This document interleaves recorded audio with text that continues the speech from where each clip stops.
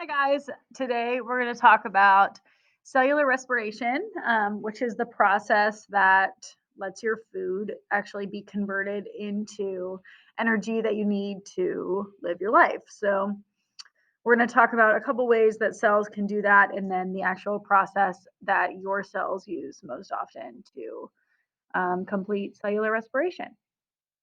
So, first of all, there are two different um, types of cellular respiration, and they depend on whether there's oxygen available to the organism or not.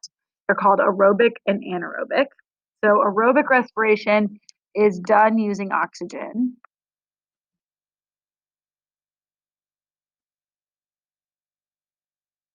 and anaerobic respiration is done without oxygen.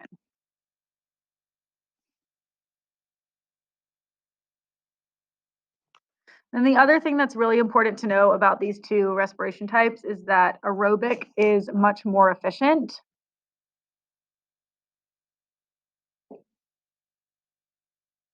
which means it's better at producing energy. Anaerobic is much less efficient.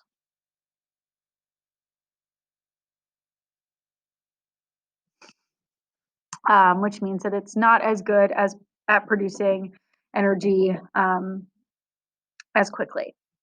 So we'll come back to anaerobic in a little bit, but we're going to start with aerobic. And from now on, when I say respiration, you can just assume that I'm referring to aerobic. I'm going to take that on down here. All right. So just like we talked about for photosynthesis, there is a specific equation for cell respiration. Again, the reactants are on the left side. So these are the reactants. They are used up or consumed. And then you also have the products, which are on the right side. They are made or synthesized. So basically, you have that oxygen and glucose going into your cells is used to produce carbon dioxide, water, and ATP, which is chemical energy that your cells can actually use. And that's your equation. Remember, the arrow means yields, which is just a way to say makes. Okay, so the overall information about respiration is what we're going to start with. The location of respiration varies depending on what the cell type is. I'm going to say depends on type of cell. If you are a prokaryotic cell, a bacteria, then you will do cellular respiration in the cytoplasm.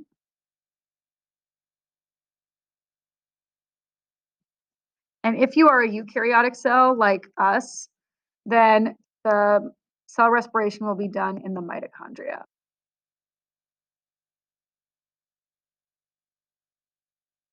And that's because prokaryotic cells don't actually have mitochondria. So they have to do this in their cytoplasm.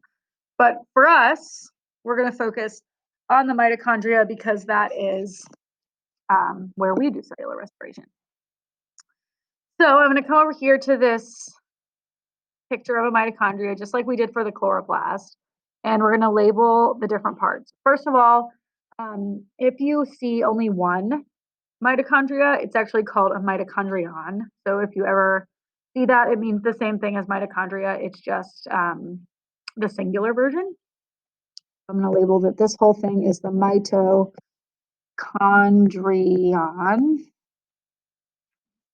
It has many different membranes. So first of all, it has this outer membrane, which would be made of the same stuff as the cell membrane. So phospholipid bilayer is what that is. And then it also has an inner membrane, and the inner membrane is folded up into a bunch of tiny little folds, and that's to actually increase the amount of surface area that there is to produce energy. So this folded up orange line is the inner membrane.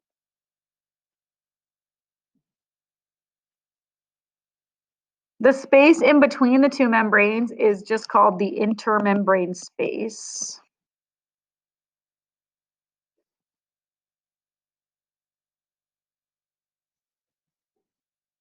And then finally, the part that's right in the middle of the mitochondria is called the matrix.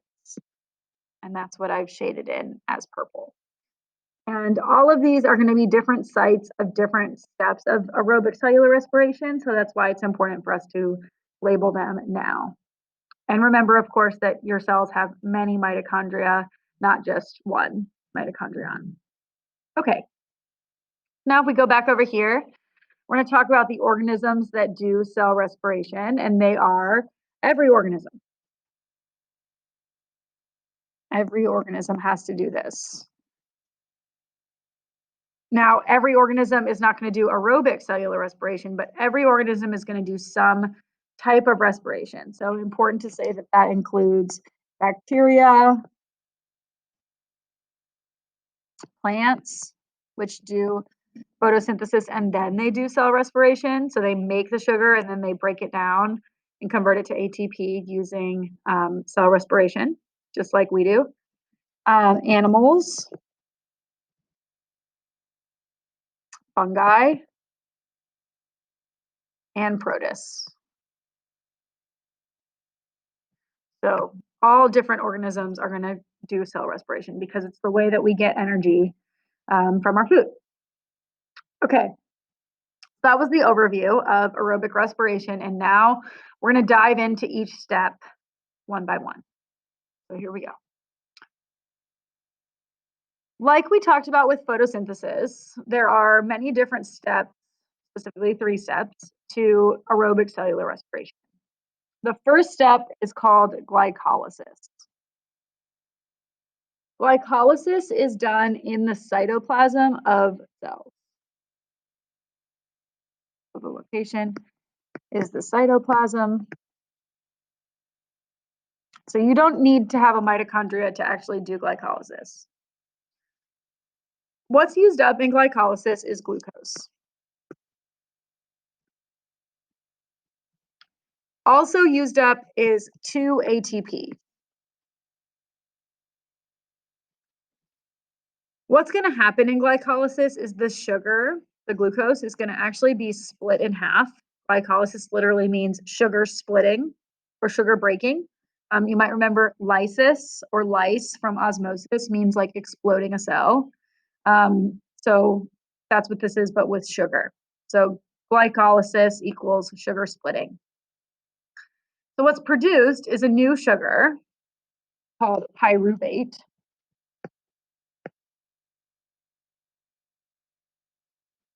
Also in this process, 4 ATP are made.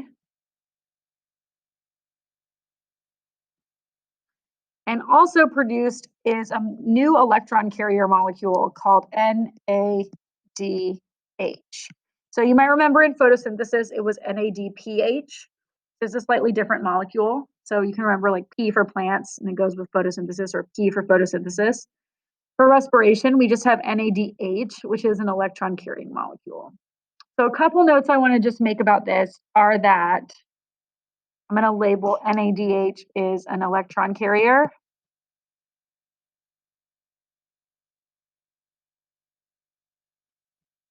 So its job is to carry electrons. And then also, because we made 4 ATP, but we used 2, the actual gain, so I'll say net gain of ATP is 2. And that's because 2 of them were used at the beginning. So really, you're only actually gaining 2 ATP from this. Okay, so now let's talk about what actually happens in glycolysis. We come over here to this bubble. I'm going to describe it. Glycolysis is sugar breaking. So what happens specifically is glucose, is just summarizing what I just said, which is 6 carbons, is split into 2 pyruvate, which is 3 carbons. So you literally just took your 6 carbon thing, you split it in half, now you have 2 3 carbon things. Also, some electrons are transferred to NADH, which is an electron carrying molecule. So that's what you have at the end of glycolysis. Every single cell can do glycolysis. It's done by every cell. So that's important. Okay, that was step 1. Now we're going to go to step 2. Step 2 is called the Krebs cycle. It's also known as, it has some other like alternative names. And it's, I'll put them over here. Citric acid cycle. So you might also see it called that. But I'm going to refer to it as Krebs. So Krebs cycle happens in the matrix of the mitochondria. Matrix. If you're a eukaryote, if you're a prokaryote, it's going to happen in your cytoplasm. I'm going to write proc. What's used up in the Krebs cycle is the pyruvate from before. And that's the only thing it actually needs to use up. And then it's going to produce from the pyruvate carbon dioxide, 2 CO2 molecules, only 1 ATP, 3 NADH, and 1 of a new electron carrier called FADH2. And those are both just electron carrying molecules. So if we talk about what actually happens,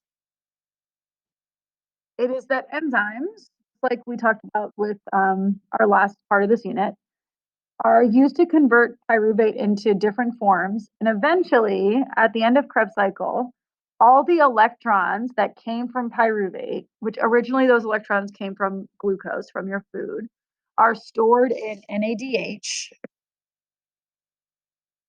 and FADH2. And all the carbon from pyruvate is converted to CO2.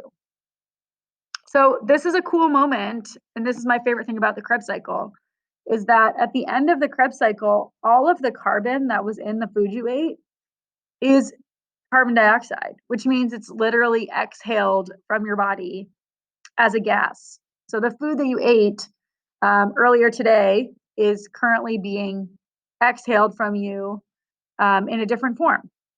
And the electrons are stored elsewhere. But it's just kind of a cool fact that like what you're exhaling is the carbon that you ate before. Okay, one other important note about the Krebs cycle is that to break down one glucose molecule, the Krebs cycle has to happen 2 times because the Krebs cycle starts with pyruvate, which is half of a glucose. So if you wanted to know how much ATP the Krebs cycle made for one glucose, you would have to actually times this by 2 to get your final answer. Because it's only 1 Krebs cycle per pyruvate. Okay, finally, we get to step 3, which is the most complicated step, but also the most important, and it's called the electron transport chain. And the location of the electron transport chain, let's change color, is the inner mitochondrial membrane.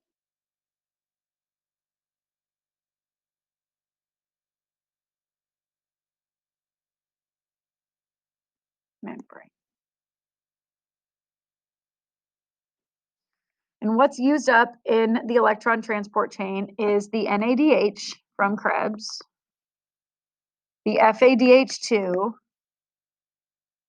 from Krebs, and also oxygen that you breathed in. What's produced is water. We'll talk about how in just a second. And also tons and tons and tons of ATP. So about 26 to 28 ATP per glucose. So lots and lots and lots. Talk about this. I'm actually going to use this picture down here. So this is a picture that shows the electron transport chain happening. What you have is the different sections of the mitochondria, which I'm going to label first with green. So the orange squiggly line on the inside right here is the inner mitochondrial membrane.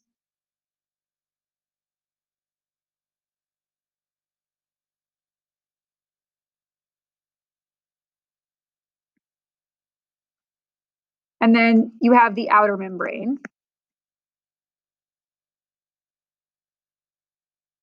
So the space in between is the intermembrane space.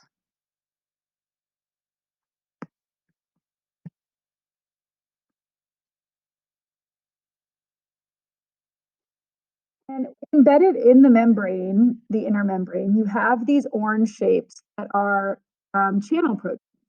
So they are, I'm going to label them as protein complexes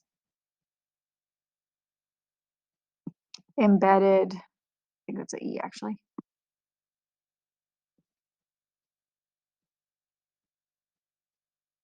in membrane.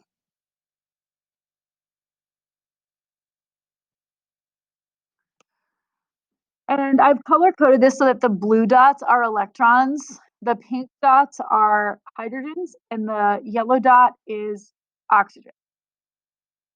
So what happens is that NADH and FADH2 arrive from the matrix where Krebs happened, and they get to the first protein subunit, which is this one right here. When they get there, they drop off their electrons, which are the blue dots. When they drop off their electrons, they also drop off a hydrogen, because remember, hydrogen is positive and an electron is negative. So what happens is that it drops off one of each of those to maintain like the right charge. So when it drops off its electrons, it also drops off its hydrogen. The electrons are passed from protein to protein until they get to the end. And that's because each of the orange shapes, as they go in order, are more attractive to electrons than the last one. They like pull like a magnet on the electrons. Oxygen is the most attractive thing to an electron. We call that being super electronegative. So what actually happens is at the end, oxygen accepts not one, but two electrons. And when it accepts two electrons, it also accepts two hydrogens to balance out the charge. And that equals H2O, or water. So I'm going to label over here that water leaves the mitochondria by osmosis. And that's a product of the electron transport chain. Now, what's happening at the same time is that the kinetic energy of the electrons moving is enough energy to do active transport to pump the hydrogen ions through the channel and into this intermembrane space out here. This is active transport because it's pumping the hydrogens from where there's less hydrogens to where there's more hydrogens. And then once they get out here, they're stuck. They can't diffuse because they're positively charged. And charged things, remember, are like super polar. They can't get through the phospholipids of either membrane. The only way that the hydrogens can get back through to where they want to be, which is where there's less hydrogens inside the matrix, is through a special enzyme called ATP synthase. And that's what I've circled in yellow. So I'm going to label that ATP synthase. And the job of ATP synthase is exactly what it sounds like. It's to synthesize or make ATP. And what's cool about it is that it literally spins in a circle like a revolving door. And what pushes things through the revolving door is the hydrogens. So as they diffuse through, they go into one slot, and that turns the revolving door of ATP synthase to generate ATP. So eventually, what's really causing this is just a version of diffusion that we call chemiosmosis, because it's chemicals diffusing, that generates enough energy to produce ATP, which is what your body runs on. So that is the picture version, and then I'm going to do the word version down here. So if I'm going to summarize it, what happens is NADH and FADH2 drop off their electrons, E negative, and hydrogen ions at the inner membrane. The electrons are passed from protein to protein until finally oxygen accepts them to make H2O. Hydrogen ions are pumped through the channel proteins into the intermembrane space, and then eventually they build up and they flow back through this amazing enzyme called ATP synthase to generate ATP. Amazing. Okay, so just like I did for photosynthesis, I want to do a quick summary of aerobic respiration. I'm going to put that down here and we're going to write it together. I'm going to say,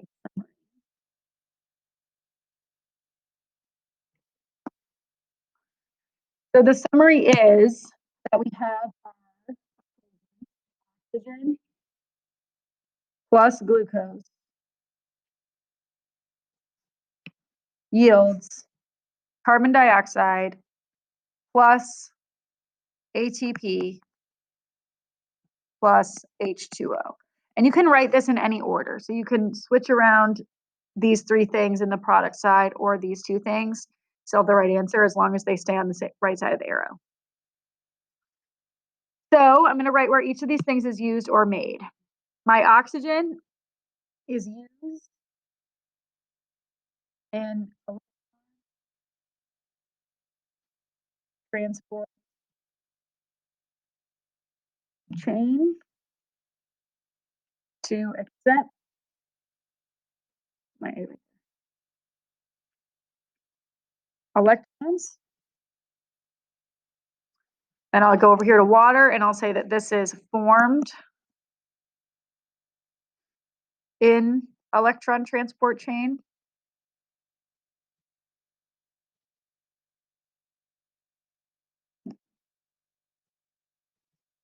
When oxygen accepts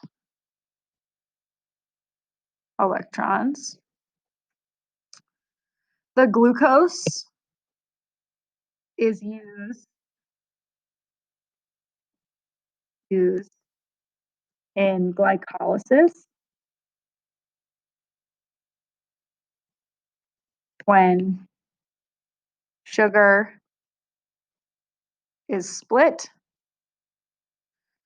into 2-pyruvate. The carbon dioxide is formed in Krebs cycle.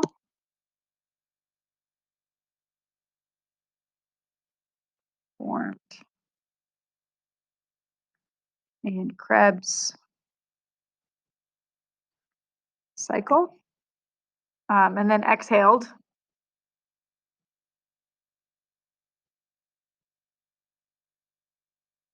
And finally, the ATP is formed every step of the way. So it's formed in glycolysis. Let me go back. So ATP is 2 from glycolysis.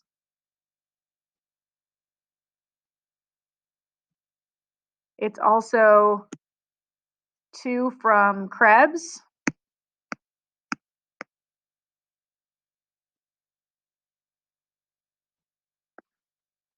2 from Krebs, and that's per glucose.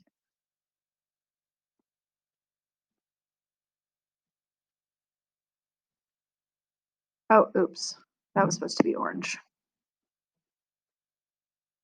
I'm trying to keep my color coding the same.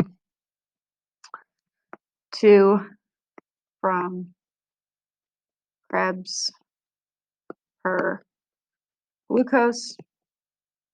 And then finally, it's 26 to 28. It varies in efficiency from, I'm going to abbreviate, electron transport chain, ETC. You can see that the part that actually uses the oxygen, which is the electron transport chain, is the biggest energy producer. And that's why aerobic respiration is so much more efficient than anaerobic. Real quick, I want to actually talk about anaerobic respiration so we don't have to do it again later. Go back up here, back to the beginning, and talk about anaerobic. So I'm going to come over here. Anaerobic respiration is a lot simpler than aerobic. So basically, it's only done if the cell can't get oxygen. There are 2 types, and they are called lactic acid fermentation,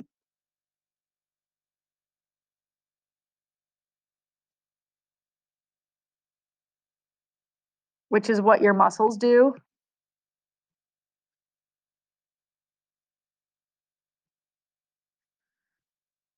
When fatigued. And what this produces, so this produces only 2 ATP, lactic acid, and CO2. The second type is fermentation. And this is done by bacteria and yeast. It can be used to produce foods like bread, beer. It's actually the reason bread rises is alcoholic fermentation. This is going to produce ethanol, which is an alcohol, CO2, and also only 2 ATP. So you can tell that it's super, super inefficient for cells to do. It doesn't make very much sense at all. Both of these are done.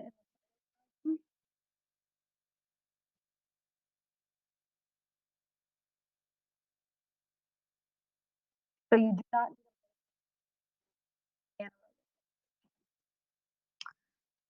So in summary, aerobic respiration uses oxygen, anaerobic respiration does not use oxygen.